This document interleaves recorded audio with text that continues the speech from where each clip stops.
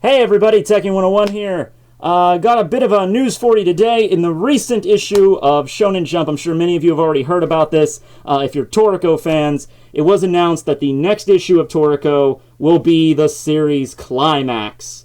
They didn't come out right away and say the next chapter is the last chapter, it's over, like with Bleach. with Bleach we had the big, huge page.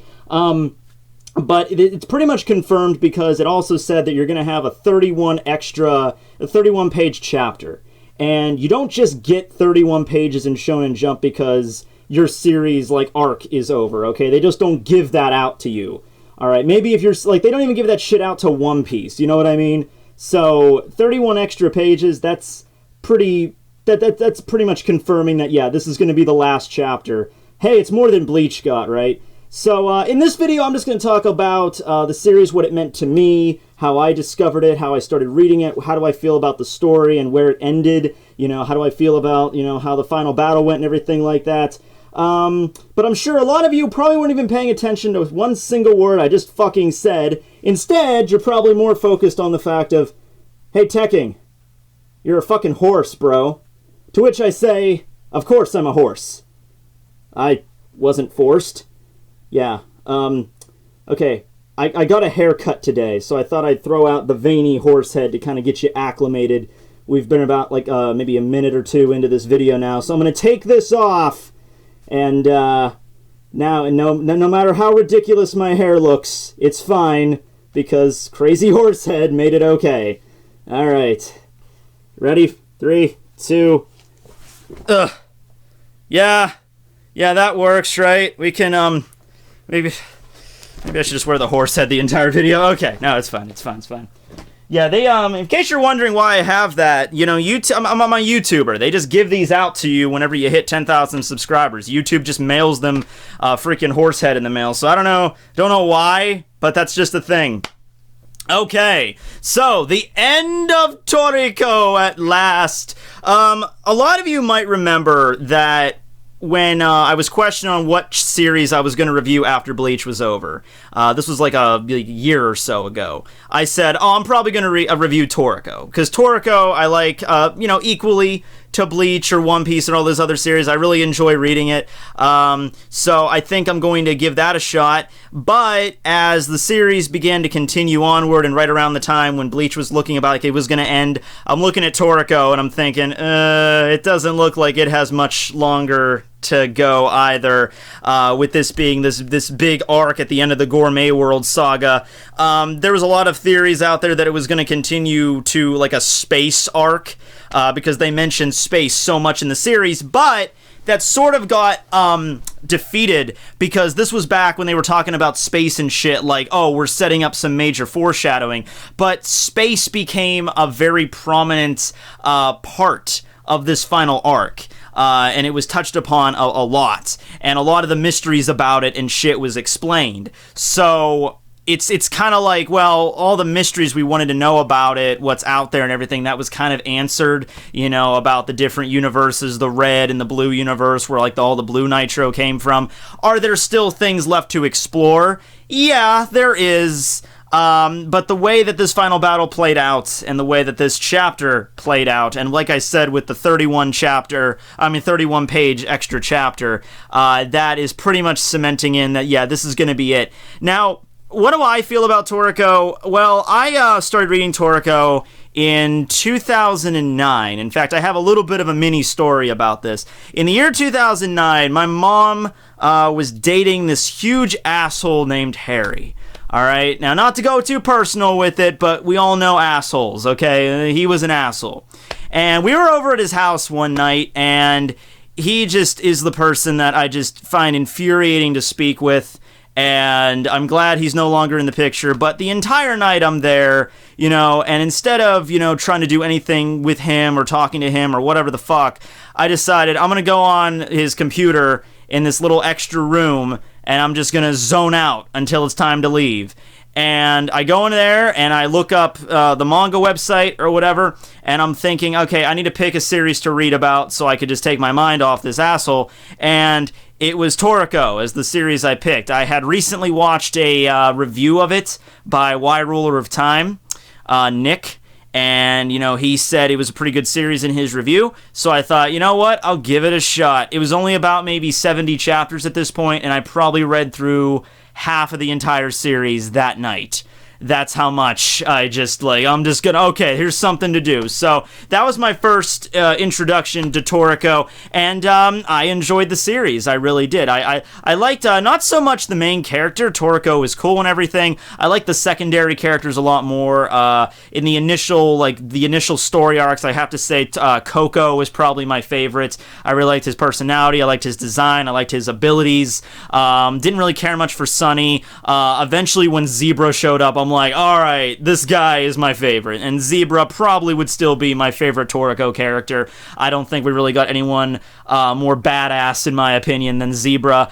There was a few exceptions to that, maybe, but I think Zebra still comes out on top, even though he hasn't really done much. None of the other 4 Heavenly Kings have really done shit in the final battle.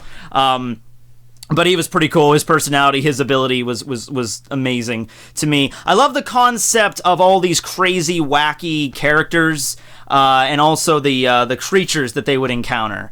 The idea of capture levels. And I like the idea that they kept with that capture level concept. I like it when you introduce a concept like that and it actually somewhat means something. Like, you know, power levels in Dragon Ball Z, how power levels after a while just stop being relevant, not because they couldn't be measured or anything like that, just because, you know, like, okay, here's Gogeta with a power level of like 2.5 billion or some shit, and it's just like, after a while, it just kind of lost all meaning. They were just so big.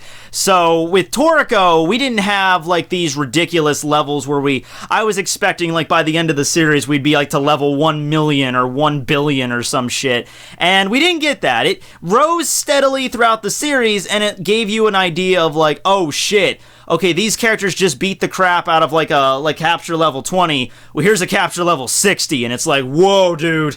Capture level 60, and then it increased as the characters got stronger and they started to, you know, exploring vast new worlds. It really felt a lot like an RPG in that respect. You know, how you would like start off in an area, you would train up, and then go to a next area with stronger creatures and taking on more, you know, tougher quests and all that shit. And then that makes a lot of sense because you had Zongi. You had Zongi, who was always playing freaking RPGs and making all those sort of references. So yeah, maybe the mangaka was more into that stuff. Maybe he was even more into it than Togashi was with his Dragon Age fetish or whatever he has going on. But I like the concept of capture levels, and it really stuck with it throughout the entire series. So I have to give him some credit there. It was pretty good with setting up foreshadowing. Stuff that was mentioned maybe once or twice as like an offhand comments that would later on become something really relevant. Like, I remember in the Gourmet Pyramid arc, which is probably one of my favorite arcs, when they were exploring the pyramid, and after they get out, Zebra, I think, mentions, like, there were 2 Nitros that got out. One of them we killed, and the other one's off somewhere. And it was just like an offhand comment. Like, it wasn't like some big, huge thing where Zebra turns to the you know, in this full-page spread, and it's really dramatic, like, there was another Nitro that got out. Dun, dun, dun. No, it was just kind of like an offhand comment that's like, all right, tuck that in the back of your mind. It's going to be relevant way later in the series, but you don't have to worry about it right now. And then like 200 chapters later, when it's finally explained that was actually one of the Blue Nitro, Adam, that was like, he's like, oh, these cycled back, and I'm glad I took that little piece of information and stuffed it away. There was a few arcs that separated away from the simple just beat the shit out of the beast, and that's what it kind of started off as in Toriko. It's just like, you know, just beat the shit out of the animal and then take the animal and then cook it, then eat it, and that was what all she wrote. It started getting a little bit more. You had to think a little bit more. You had to have specific abilities. Another one of my favorite arcs was the Gourmet Casino arc, where you had a card game, and I thought that was really cool, how it's not all about, you know, who can beat the shit out of it. It's more about, you know, being tactical, and you're following along with this game as, like, with Coco and everybody else is, and I love that. The same way as when you get into the Gourmet world. A lot of creatures in Gourmet world cannot be handled by merely just, you know, I'm gonna beat the shit out of it and everything's okay. No, it's a lot more intricate with that. One of the things that I found a little bit odd and kind of like cheesy at the beginning of the series, not to abuse a pun, although if you have watched the English version, if you have watched the English dub of Toriko, it has some good stuff going for it. Ian Sinclair is a great voice actor for Toriko. He's a pretty funny dude. He also voices Brook in One Piece.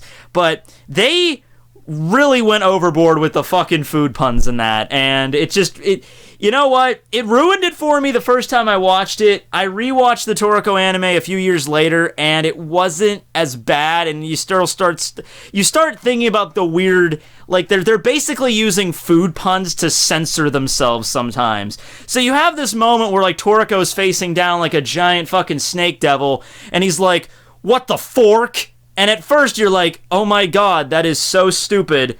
But then you start realizing, just substitute it for what the fuck, and then you have Toriko saying what the fuck, and that's kind of hilarious. My favorite line from the dub, right after Toriko uses like his ice pick Kugi punch to destroy a GT robot, he's like, man, I guess having a laser in its face really blew up in its face. And it's like, once again, that's like, oh my god, that is the stupidest, most cringy line you would ever hear, but you listen to it enough times that it made me laugh my ass off. I couldn't explain it. Maybe it's just maybe two different elements of cringe just come together, you know? But, yeah, another thing that also really bugged me about it was the idea that you throw gourmet in front of everything. It's the gourmet world. It's the gourmet city. It's the gourmet tower. I use gourmet credit. I have a gourmet cup that I drink with a gourmet straw. You know, like, everything is gourmet. And, you know, at first, at the beginning of the series, it's like, this is such a weird concept. Just throw gourmet in front of every fucking name imaginable. It's kind of like the Smurf thing. But after a while, once again, you just kind of get used to it because the series develops beyond that kind of like element to it. The series is good. It doesn't get ruined by like, all right, well, I would have enjoyed this series if it wasn't for the fact of like throwing the word gourmet in front of everything. You know, after a while, when the series really picks up and the story really kicks into high gear, when Medora shows up, or Midora, and then you have the issue with the gourmet world after we find out about that place. After that shit starts going on, we really start to like, all right, the story is good. It's not all, we can forget all the weird little cheesy cringe aspects of it. Overall, the series is good. So what did I feel about the final arc? I was really kind of disappointed initially that we sort of skipped over about half of the gourmet world. Now, I don't know if that's because, like, it was like with Bleach, it's like you have to hurry this shit up on a certain timetable or what. But I was really expecting there to be a separate arc for each one of the areas in the gourmet world. I'm pretty sure everybody was expecting that. We had a full arc for areas 8, 7, and 6. And then after that, it was just like, all right, let's go to area 5, 4, 3, and 2 and just pick everybody up, and then we move on to area 1. You know, that's kind of the shit that went down, and I don't know how I feel about that. Like, we breezed through all of these in like 1 or 2 chapters, and I was pretty pissed about that at first. I still sort of am. I would still really have liked to see, like, because they're still like, oh, what did Sunny and Livebearer do on area 4? How did they get through that cave? What about the civilization they encountered?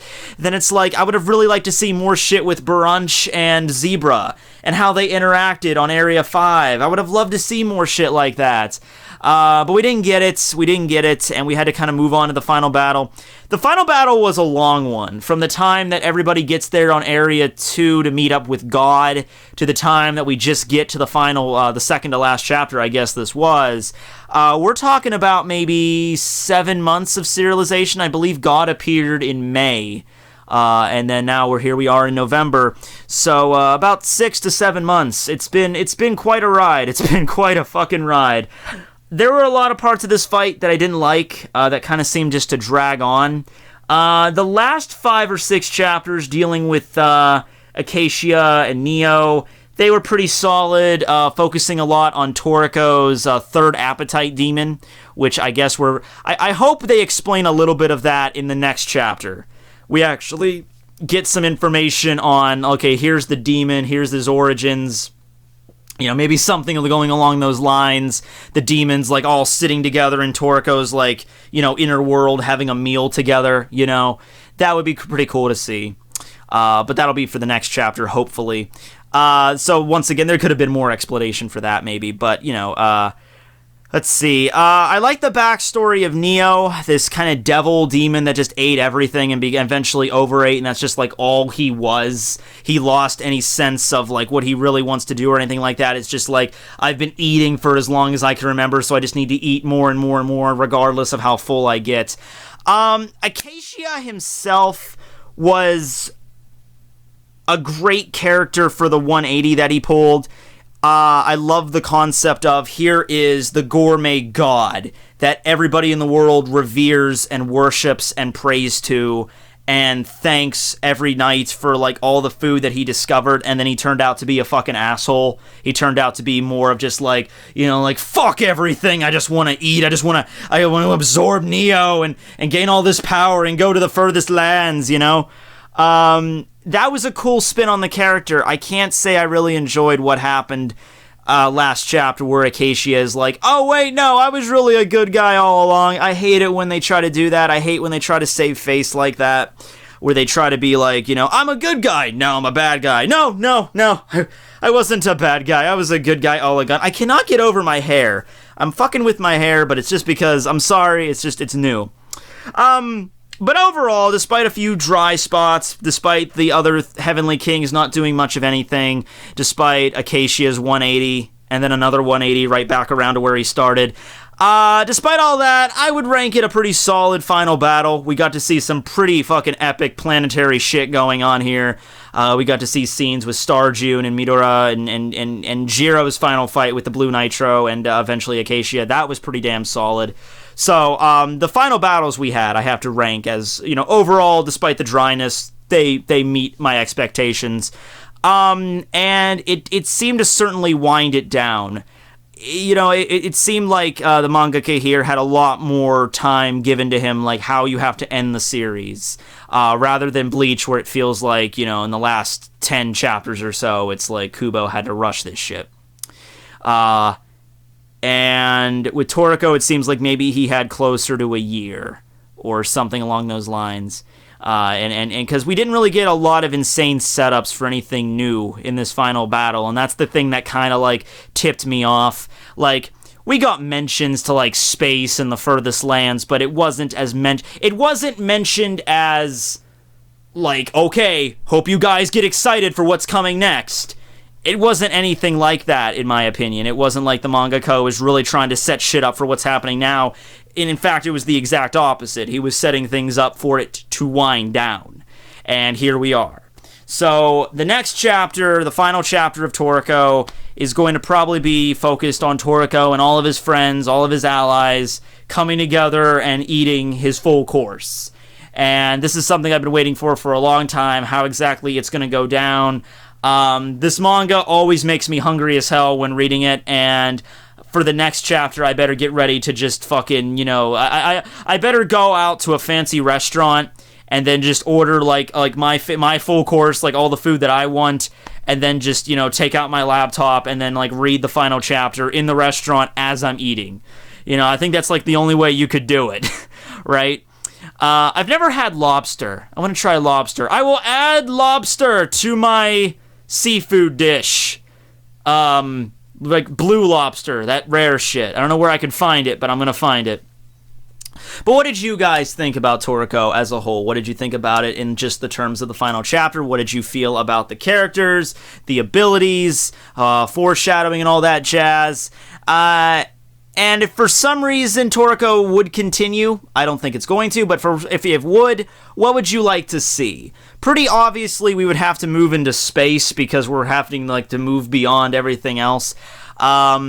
Because the Earth is seen, like, even as Toriko said in the last chapter, Toriko, I mean, not the last chapter, but one of the last chapters was like, the Earth just seems so small now, like a park that you played in as a kid and you visit as an adult. It's just so tiny, you know, so you would have to move into space, but I don't think they're going to do that, my you know, personal opinion, because 31-page chapter, Shonen Jump is pretty much done with it after that. You just don't get that shit for just no reason. Well, anyway, thanks for, even if it was like if it was some really hugely popular series, I can maybe stretch it. Like if One Piece got a 31-page chapter, okay, maybe, but Toriko, Well, anyway, thanks for watching, everybody. I would say make sure to leave a comment about all this Toriko shit, but probably most of the comments are just going to be about my haircut. So, you know, hair grows, guys. Hair grows. Need to get my hands on some bubble fruit. Everything will be solid. All right. Thanks for watching, everybody. Tekking101 signing out.